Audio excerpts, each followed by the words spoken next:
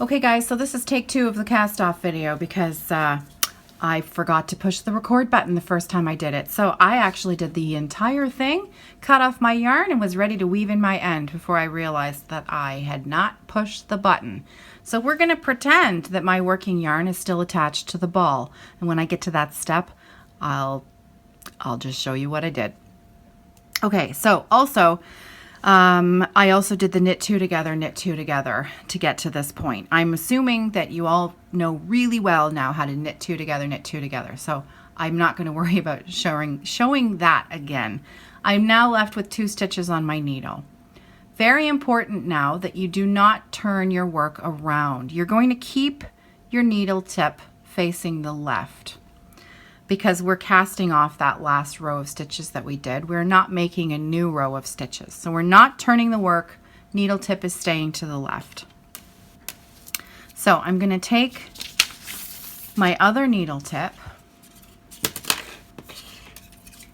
and I'm going to make sure that I'm holding. It's a lot easier when you have a longer tail of yarn to do this. But anyways, we'll work with what we have. Make sure that you're tensioning what's left, what's coming off the needle very, very carefully, because you don't want this last stitch to come off the needle tip before you're ready. Take your left hand needle tip and slide it under the leg of the stitch that is to the right of the last stitch that's on the needle tip. Holding that working yarn very secure with your tension, you are going to pull that stitch up and over top, keeping the stitch.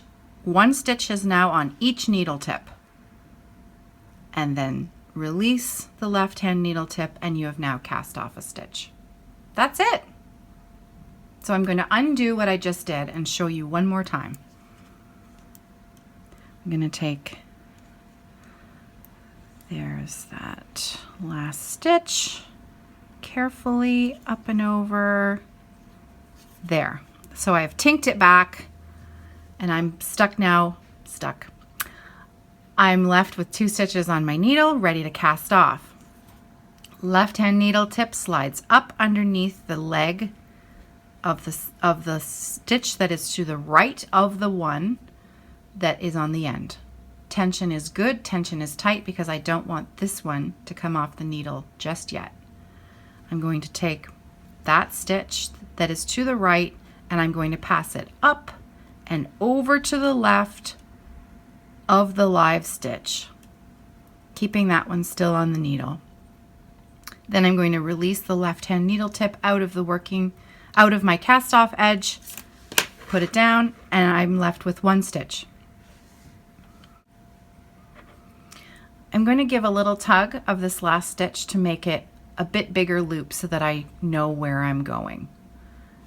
And you're now done with your needles. We're ready to weave in our end. So here's at the point where you would cut off your yarn from your working yarn. See, there it is, done. We're going to thread our needle. Make sure it's a needle with a good sized eye, because you do not want to be struggling with threading yarn into a needle at this point, because you don't want to accidentally pull out this last live stitch. So we're going to carefully thread our needle.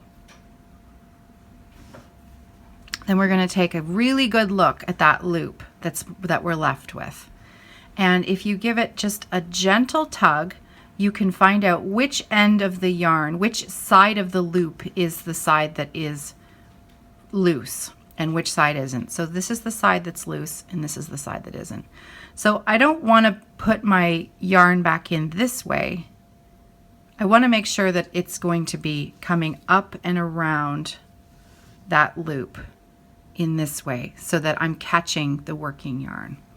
So I'm going to put my needle tip through the loop so I know that it's going to be secure when I pull it, and then I'm going to close my loop up, and look at that. Your knitting is secure and completely off the needles. And now you're left with a dishcloth that has 2 loose ends, 1 and there's one over here. But other than that, it's done. So now we just have to weave in the ends. Since your yarn is already on the needle, we're going to use this one first. Now this is a dishcloth, and you know, there are lots of different ways to weave in ends. I'm usually not that fussy with my dishcloths because I figure they're going to get a lot of use. I'm just going to bury that end securely before I snip it off. Now I like to choose a path for my weaving in of ends so that it makes sense to hide the end. So I'm going to choose a few stitches that I think will hide it carefully and keep it secure and not be, you know, overly obtrusive in the design of the knitting. And you want to make sure that you're going, you know, over and under stitches so that, you know, it's not too loose. So it's a little bit different than burying an end and cross stitch. I'll come over that one. And now I'm going to go backwards just one stitch like that. This is cotton. Cotton usually doesn't move very far. So I'm not going to worry about weaving it in any more than that. And I'm going to cut off my end. Just give it a little tug. There's a little teeny end there, but no one can see it. It's pretty secure. And that's it. Now you'll notice that my tension at this corner of my dishcloth was a little bit looser than my tension here. Yeah, it's a washcloth. You could block this if you want. We're going to learn about blocking and so on and so forth.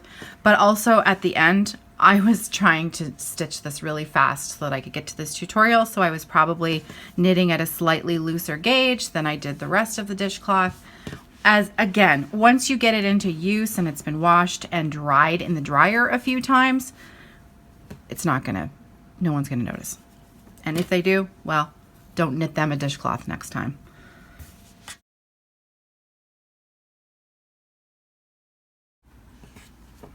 Okay, I've woven in both my ends. I have a complete dishcloth. That's it, we're done. Gerald, how's it going? Are you finished? Good luck, happy knitting.